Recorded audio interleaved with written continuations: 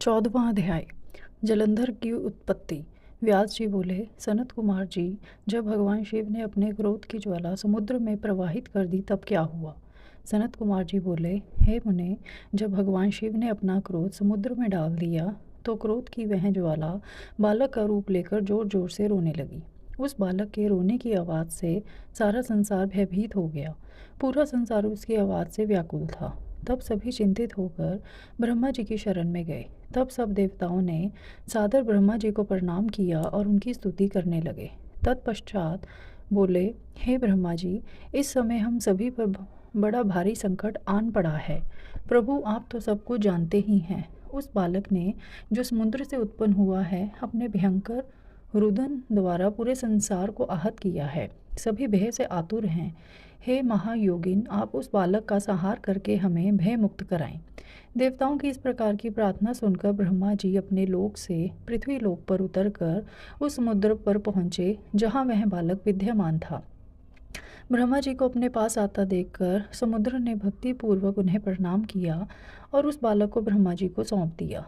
तब ब्रह्मा जी ने आश्चर्यचकित होकर समुद्र देव से प्रश्न किया कि यह बालक किसका है।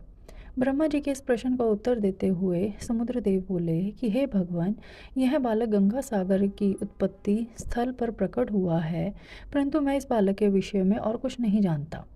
इस प्रकार जब ब्रह्मा जी समुद्र से बातें कर रहे थे तब उस समय उस बालक ने ब्रह्मा जी के गले में हाथ डाल दिया और उनका गला जोर से दबा दिया, जिसकी पीड़ा स्वरूप उनकी आंखों से आंसू बहने लगे। तब ब्रह्मा जी ने यत्नपूर्वक उस बालक की पकड़ से अपने को मुक्त कराया और समुद्र से बोले कि तुम्हारे इस जातक पुत्र ने मेरे नेत्रों से जल निकाला है, अतः यह बालक जलंधर नाम से प्रसिद्ध होगा।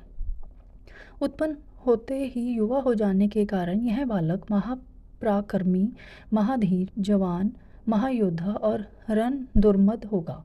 यह बालक युद्ध में सदैव विजयी होगा, यहाँ तक कि यह भगवान श्री हरि विष्णु को भी जीत लेगा।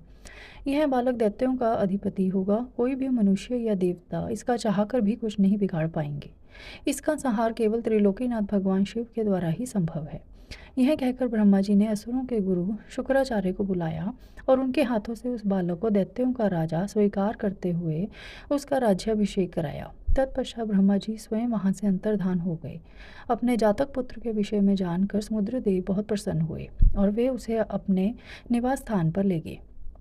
कुछ समय पश्चात उन्होंने जलंधर का विवाह काल नेमी नामक असुर की परम सुंदरी पुत्री वृंदा से संपन्न करा दिया।